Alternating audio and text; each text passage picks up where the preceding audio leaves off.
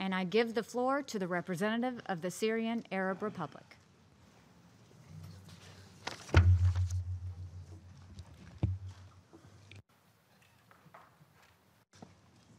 السيدة الرئيس. Madam President, Syria, in the strongest terms, condemns and rejects any use of chemical weapons or any weapons of mass destruction as a crime against humanity that is rejected, immoral, and impossible to justify in any circumstance. The target of the use of such weapons is the Syrian people, the first victim to date of the crimes by armed terrorist groups that have not hesitated to use chemical weapons against it. Let me stress to this Security Council that we are keen as ever to uncover the real criminal responsible for the use of chemical weapons in Syria. Proceeding from such firm principles, my country joined the CWC, implemented all its commitments in accordance with said convention, and made unprecedented achievements in the history of the Organization for the Prohibition of Chemical Weapons by ending the Syrian chemical program in record time, irreversibly, as certified by the statement of the joint mission to rid Syria of chemical weapons to the Security Council in June of 2014.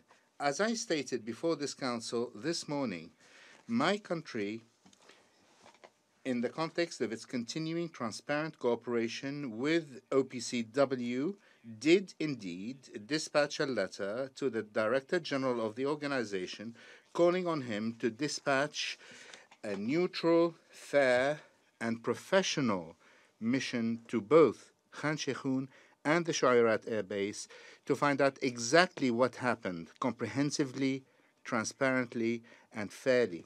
Syria stresses its preparedness to ensure access by the mission to the Shu'airat Air Base in order to ascertain whether sarin had been or is stockpiled there or not. As for the town of Khan Shekhoun, regrettably, I am forced to tell you that access there must be guaranteed by Jabhat al-Nusra, that terrorist group and other terrorist groups operating there, and perhaps through the governments of states that support that organization, that direct it on the ground, at the forefront of which are France, the UK, the US, Turkey, Qatar, Saudi Arabia, and Israel. My country is second to none in its interest to uncover the truth. In principle, we support any measure by the Security Council to reach such truth. However, we do object to draft resolutions that have very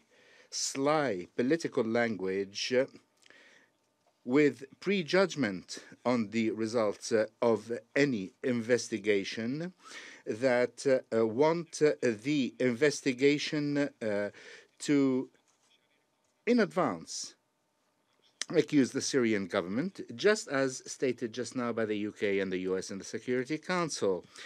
The three Western states in the Security Council have become used to operating with similar language in previous draft resolutions so that they can be abused by these same states to justify intervention in the internal affairs of other countries and aggress them militarily, such as Libya and other states.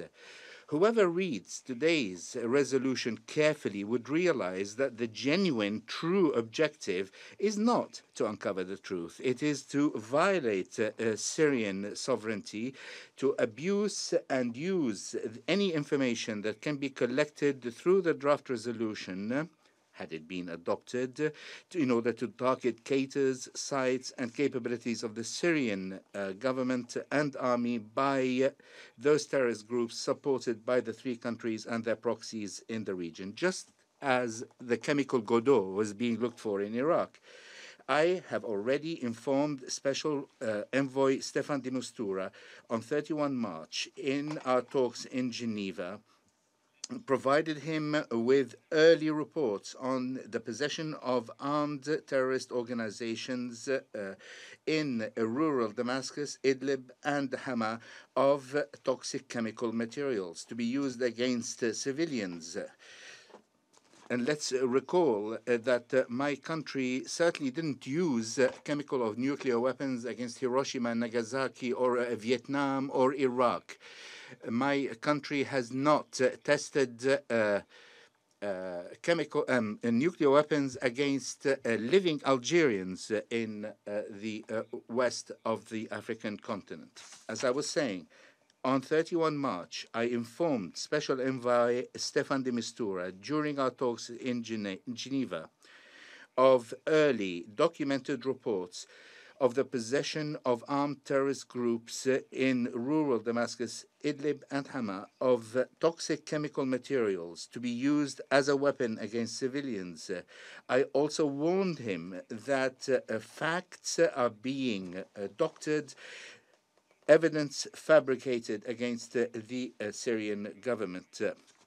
I told this to Mr. de Mistura before Khan Shekhoun, 5 days before. As I told you this morning, my government has addressed more than 90 letters, the latest only 1 day ago, to relevant UN bodies, including documented information on the possession by terrorist organizations with ISIL and Jabhat al-Nusra at the forefront of toxic chemical material, including sarin, that reach those groups from Libya through Turkish territory with full knowledge of Turkish authorities.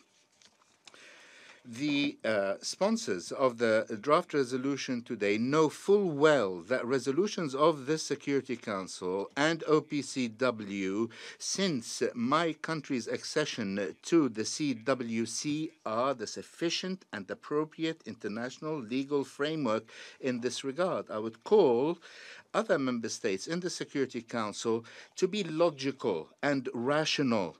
Try to obtain clear responses to questions being posed on this incident and look to the reactions of the United States, the United Kingdom, and France. I have a number of questions. All the video, all the pictures on the Khan Shekhoun incident all came from organizations claiming to work in the humanitarian field, when we know full well that they're directly linked to armed terrorist groups on the ground. I would like to speak specifically on a group calling itself the White Helmets that seems to have won the Oscar for Best Actor. We have informed you repeatedly. We have provided pictures, films, and documented evidence that members of that organization work under the direction of the UK intelligence services. 1. Have you read the report by Swedish Doctors for Human Rights that showed the duplicity of the so-called White Helmets? Do you know that the British doctor Shekhoun Islam, who was with the armed terrorist groups on the ground in Khan Shekhoun, the main witness in all the media campaigns against the Syrian government, that same doctor was imprisoned for 13 months in the United Kingdom under terrorist accusations, including the kidnapping of British journalists in Syria. A suspected terrorist now being used for these media campaigns. Furthermore, how can anyone claiming to seek the truth through international legitimacy claim the right to perpetrate an act of military aggression against a site that they claim was the source of aircraft that took off to strike Khan Shekhoun with chemical weapons? please read the book called The Real Story of Benghazi, What the White House and Hillary Do Not Wish You to Know, by Aaron Klein, a book that details the coordination and mediation undertaken by the late U.S. ambassador in Libya, Chris Stevens, in operations to export weapons and indeed sarin from Libya to the states supporting terrorists in Syria. Furthermore, a report prepared today by Theodore Postel, a U.S. Scientist at MIT, evaluating claims from the White House on what allegedly took place in Khan Shekhoun. He believes that the information that U.S. officials based their accusation against the Syrian government on is but a crater on the road in the north of Khan Shekhoun.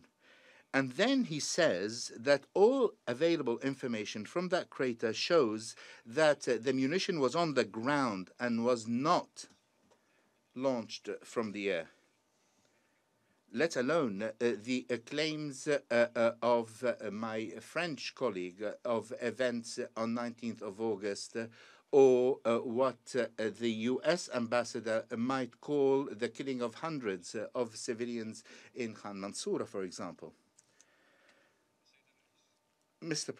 Madam President, my delegation stresses that it is continuing to implement all its commitments that we took on when acceding to CWC, as well as our war against terror, which will not stop regardless of any political blackmail or any media campaigns or any shedding of innocent Syrian blood. In conclusion, my delegation thanks and expresses appreciation to the Russian Federation and Bolivia that voted against the draft resolution. We thank those delegations that did abstain from voting in their conviction of the sinister objectives behind this draft resolution, and based on the most basic principles of international law and the Charter, in their belief that such resolutions do affect the credibility of international action and its institutions and do threaten international peace and security. Thank you, Madam. I acknowledge the statement of the representative of the Syrian Arab Republic.